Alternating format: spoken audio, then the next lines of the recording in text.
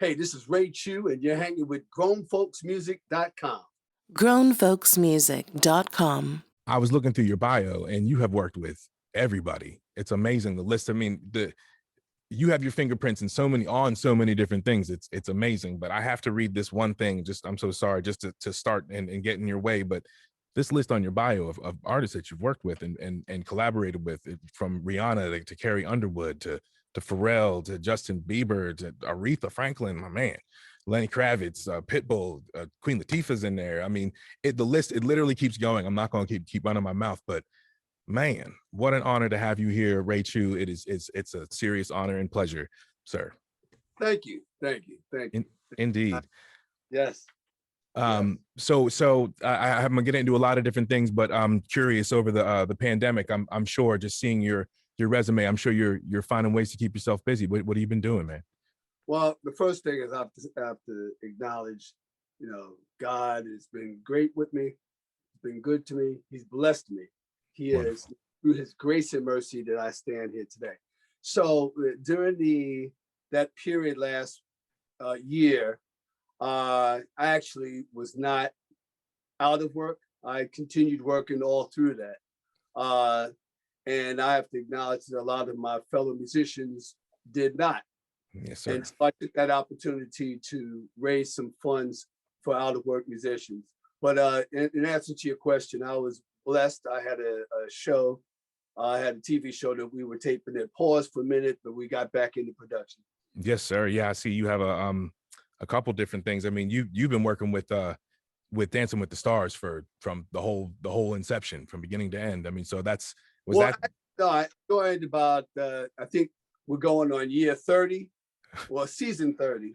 There you go. And I've this will be my 13th season with Dancing with the Stars. Okay, man, that's amazing. Yeah. Well, that, and also I can see your voice. That's the one. I mean, it's blown up, man. I mean, I know you have your hands all over that too. Please tell me about that. Yeah, well, now that's the new show, and we started that last year. Yeah.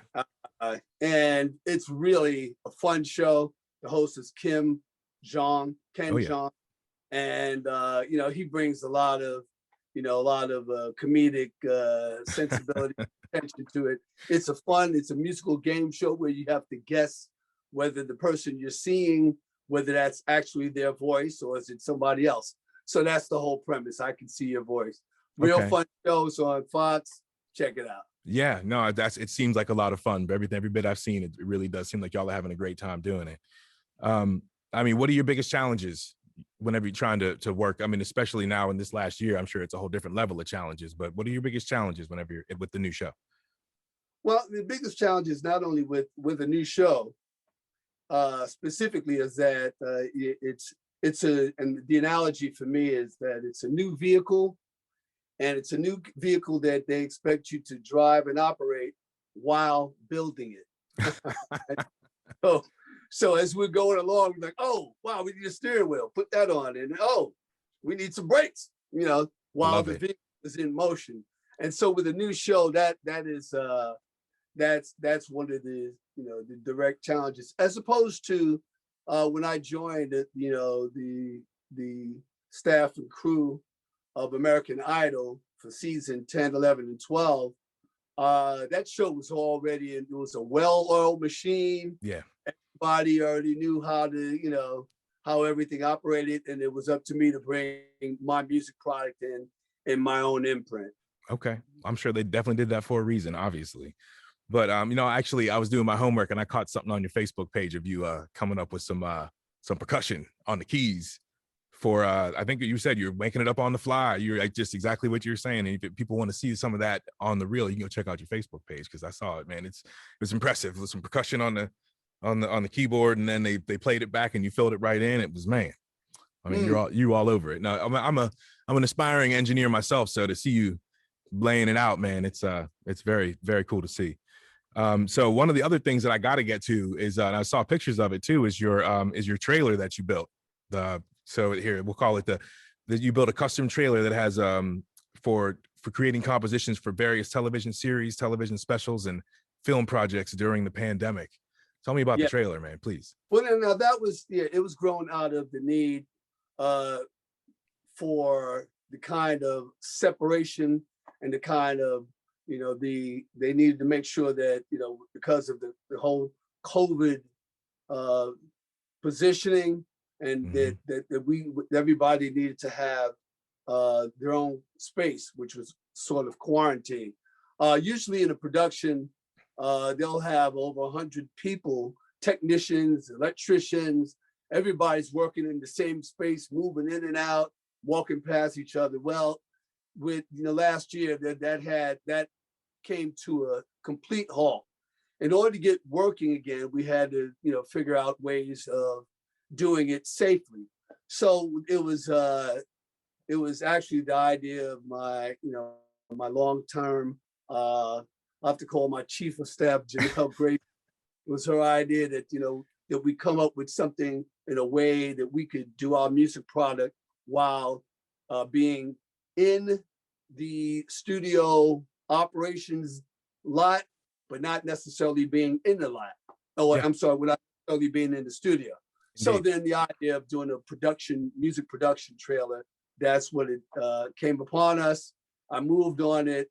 And yeah, the trailer provides all my music production services, which includes, creating music tracks, editing, sequencing, doing everything we need to do, and recording vocals and overdubs and different types of things. And so it also allows me to directly interface my music product into any show or film or any kind of production that's in motion. Indeed. And you can just roll up right outside and be ready to go. Come Right. on. Yeah, That's it's clean lines, man. It looks great. I got to tell you what, I love that kind of stuff, man. Indeed. So please tell me about the Power to Inspire Foundation. Please. The Power to Inspire Foundation was born out of the whole idea of giving back to the community. This was something that was inbred in me by my mother, who was a community activist. And so the spirit of altruism, of really touching the community with your hands and not just with a checkbook, is something that was very important to me. My mother was a counselor to many, into gangs and all kinds of things, and she would make sure that we knew exactly and felt exactly the strife of many people and people who were struggling. So that extended into the spirit of making sure that I want to really reach out to others who are looking to go beyond just the education of music and really wanted to extend into the, make a career out of it. It's one thing to have music education. It's another thing to make a career out of it. Indeed. And so that's what our foundation does. It looks to bridge the gap between those who have been musically educated or those, and whether that's on the street, and however your education is. But when it's time for you to make a career out of it, that's where we come in. Okay, very cool. Yeah, man, I'm gonna have my people call your people, because man, I mean, that's where it's at. Yeah, we have a summer program coming up now, and applications are out there, and young people should visit. The focus group for this is 16 to 25. Okay. And so, hey, artists, engineers, producers, people who want to be music business executives, please visit us at powertoinspire.org. Or you can go to my website, raychew.com, or Chew Entertainment. Let's go to chewentertainment.com, and then there'll be another tag that can take you to the Power to Inspire. I'm going to speak to the young people. Come on, we got something great. We have some great mentors. We have a great program. Come see us. Man, there it is, folks. You heard it right here. It doesn't get any better than that. I'm inspired right now. I'm gonna go write some music. Excuse me, I'll be right back. Man, speaking of writing music, you have an album coming up, right? Debuting this summer. Is that what I'm reading? Yes, we're working. It's a great project. It's a collaboration between the Park Avenue Synagogue and with represented by Ozzy Schwartz and the Ray and Vivian Chew and the uh, gospel Christian community. And the idea was born out of, again, the need of the communities to, to come together. This is something where we wanted people to really feel the spirit of a one loving God, and Yes, sir. also to be able to have a voice together. And so we have, some wonderful guest artists. Israel Houghton is a guest artist on there, and we have Naisha Figueroa and some other gospel artists that are collaborating with Ozzy Schwartz, who's a great cantor, tenor from the Park Avenue Synagogue. And those who are not familiar with that, that's one of the most important synagogues in New York City. Yes, sir. And this project promises to reach a community that is larger than the ones that are separate. Okay, man, it's all about bringing people together. It really is. Once again, inspirational, brother. It's that's really where it's at. Whether it's with music or whether it's all the many ways that we can touch people. It's good to see you reaching out and doing it, man. It's more ways to keep to fill the well. It's especially living in the times we're living in right now. It can get a little heavy sometimes. So well, it's definitely gonna it's heavy now. Everybody's watching the news. They know what's going on. Mm-hmm. The topic of the day, of course, is the George Floyd and the conviction of Derek Chauvin. So yes, there's no way of people that are trying to sidestep any commentary to that. Well, it's going to affect you one way or the other. That's like trying to not comment on a hurricane. Well, it didn't knock your door down. It's still a hurricane, and it's still affected a lot of people. Yes, sir. And that's even more reason to try to reach out and bring people together in the ways that we can do it. And you're doing it in a healthy manner. I love the trailer. Y'all are thinking about it. You're in any way that we can think about just being mindful and just taking care of each other. And it's just instead of the gaps in between. So man, it's good to see you filling it in, bro. And let's get back to it here. Once again, reading through your bio, I was looking at all the different places you've been. I was looking through all the networks you've worked with. Like I said, your fingerprints are all over music, all over television. It's I hate to ask you what your favorite part of it is, but what do you like the most about it? Whenever every day when you go in and go to work, like what's your thing? Like what's lighting your fire? Well, the process of making music and building music and putting the blocks together, I love it. Yeah. It's what I've kind of trained my entire life to do. I've always wanted to do exactly what I'm doing right now. My first job in television was working at Saturday Night Live during the Eddie Murphy years. So that's going back, but those are really, really great moments in Saturday Night Live history. Definitely. And so I learned how live music is done. That was live. The show is exactly like they said. It's live. So anything that happens at that moment, there's no cleanup. That's going on the air in front of 10, 15 million people. Mm-hmm. So I've learned that how to deal with the direct urgency of live television. And then my next television job was working the many years at the world famous Apollo Theater doing Showtime at the Apollo. Yeah. Now that just even upped the ante even more, because we're sitting, not only is it if it's in front of a live audience, even though it didn't go live on the air, we didn't get an opportunity to do clean up and that kind of stuff. For us, it was live. It was in front of the live audience, and that's the way it went on the air. And so for us, and that taught me a lot and prepared me for my years of working with shows like American Idol, and of course all my BT years of working all of their shows and specials. Yes, sir. Including also working with the Grammys, and I see parades and tree lightings, and brother, you do everything. It's amazing. It really is amazing.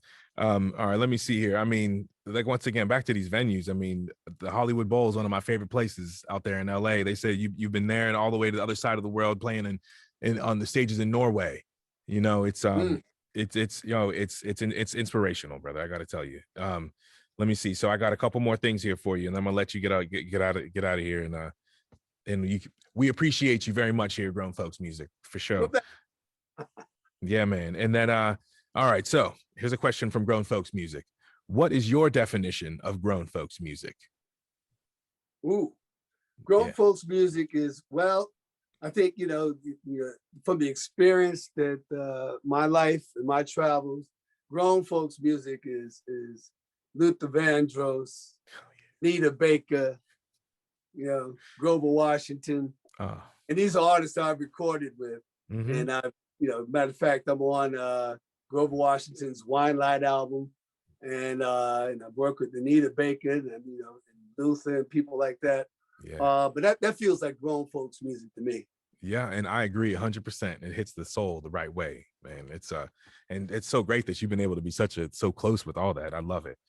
All right. So, and then I guess the last thing, this is our last moment, but what else you got? Anything else you want to plug? I mean, I want to make sure that we know how to contact you. So I want to make sure you give us all the websites and the Facebooks and the Instagrams and everything else too. But what else? What's the next? What's on the horizon? What's your next new thing? Well, I keep reinventing the wheel for myself, and that's my philosophy. My philosophy is that I never rest on any laurels. I never rest on what I've done, because what I've done is what I've done. Yeah. For me, it's about I'm in the ocean. I'm still swimming. It's about what I'm doing now. So yes, the Park Avenue Synagogue project is one that that we're very proud of, and getting that out there. And we'll be producing some new television shows of our own that are homegrown and developed by us. And so you can look out for those. And we stay busy. And in the meantime, I need to continue doing the works that I have with the shows that I have on television. Very happy and I love rolling up my sleeves and getting to work. When the phone, the ring is different now, but when the phone calls happen, I'm standing ready to answer the call. Anyway, very good. Very good. Oh man, I love it. Well, once again, I'm BJ Pendleton here with Ray Chew, and this is grownfolksmusic.com. Thanks, folks. grownfolksmusic.com